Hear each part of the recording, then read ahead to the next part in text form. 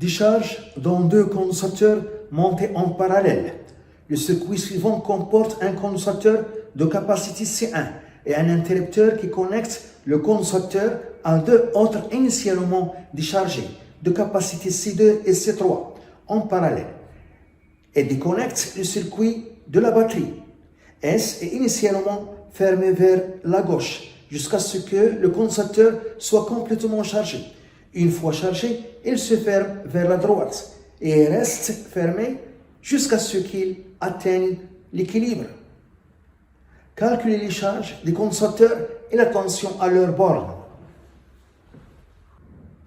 Les charges des condensateurs et la tension à leur borne.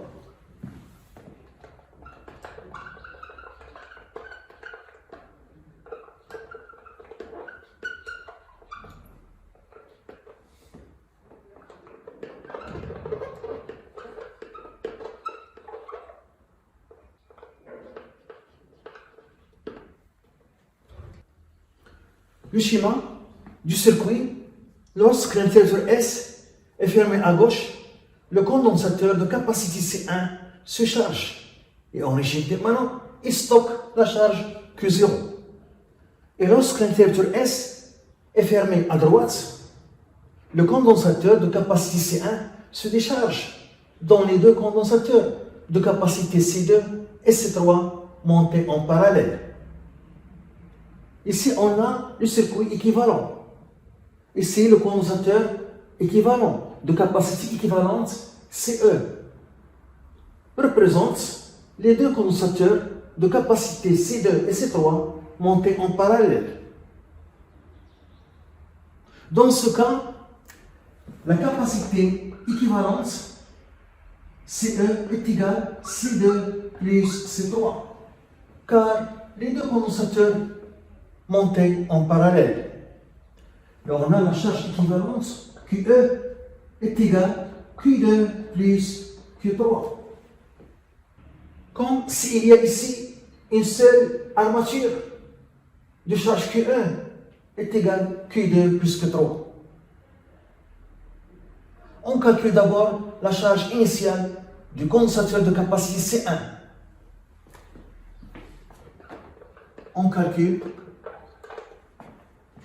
d'abord la charge initiale. La charge initiale Q0 lorsque l'interrupteur S est fermé à gauche. On a Q0 est égal à C1 fois U. C1, 10 millifarad. En farad fois 10 plus moins 3 fois U fois 10. On trouve 0,1 coulomb. On calcule maintenant les charges Q1, Q2 et Q3 lorsque l'interrupteur S est fermé à droite. Lorsque S est fermé à droite.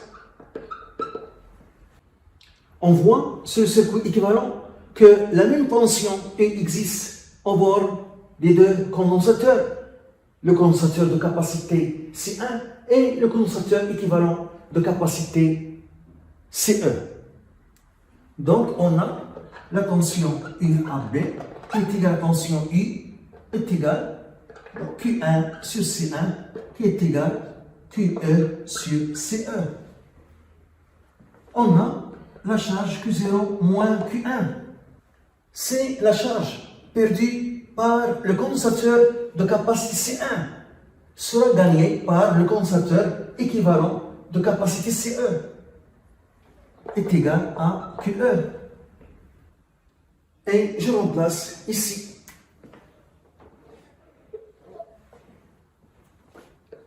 Q1 sur C1 est égal à Q0 moins Q1 sur CE. Q1 sur C1 plus Q1 sur CE est égal à Q0 sur CE. Je Je factorise ici par Q1 de 1 sur C1 plus 1 sur CE est égal Q0 sur CE. Donc Q1 fois C1 fois CE, CE plus C1 est égal Q0 sur CE. Je simplifie par CE. Donc Q1 fois CE plus C1 sur C1 est égal Q0. Donc, la charge Q1 est égale C1 fois Q0 sur CE plus C1. CE, c'est la capacité équivalente, est égale C2 plus C3. 20 millifarad plus 30 millifarad est égal 50 millifarad. Application numérique, donc Q1 est égal C1 10 millifarad en farad fois 10 au 3.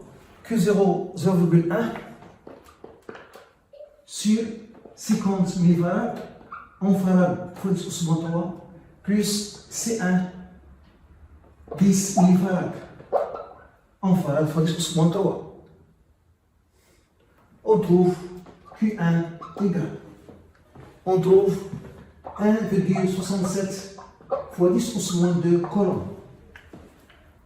On a dit que Q0 moins Q1, la charge perdue par le condensateur de capacité C1 sera gagnée par le condensateur équivalent de capacité CE est égal QE.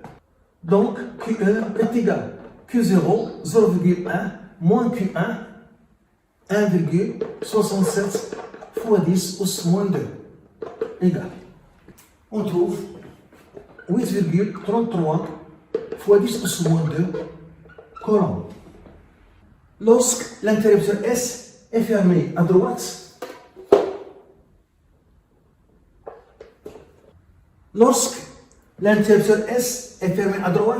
la même tension existe au bord des 3 condensateurs.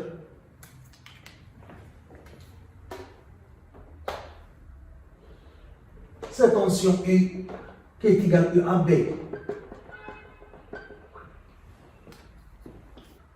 Donc, on a ici Q2 et ici Q3.